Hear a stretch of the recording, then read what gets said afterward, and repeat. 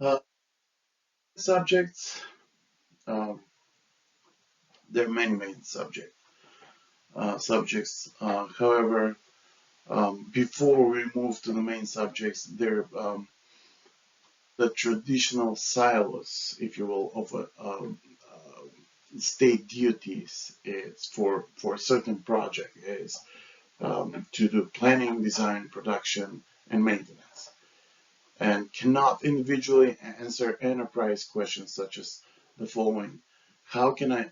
How can autonomous vehicles be accommodated?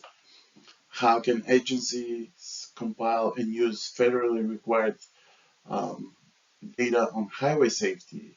To what extent are mobile devices with real-time traffic feeds altering traffic patterns? Or is there a better way to respond to traffic congestion than by increasing roadway capacity on key routes? Or how can agencies respond to increasing citizens' data requests?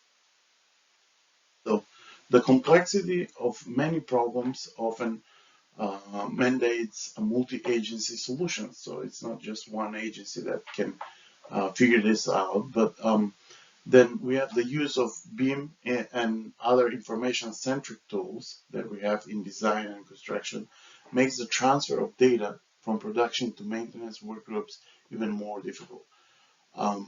Just passing along a set of red lines as built plans will not get the job done, and that's fairly um, a challenge for our industry is where um, the designers, let's say, they design the product in either that being Civil 3D, AutoCAD, MicroStation, or Open Roads, and they provide the plans to the contractor.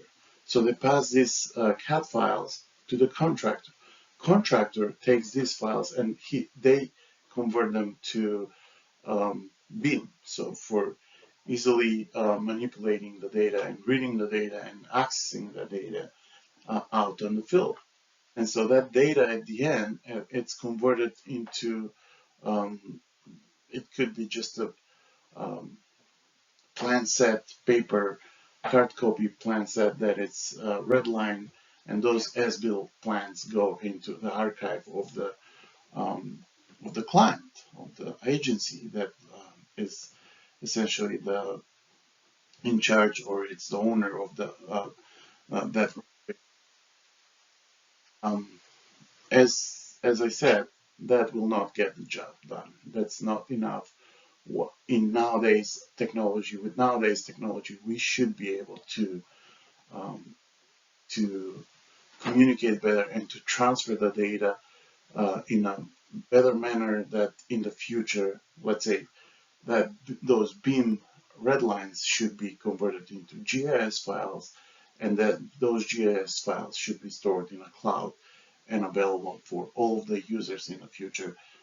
Let's say, if, again, the designer comes up and wants to see what's next, or they want to evaluate the same project that was done 5 years ago. They have this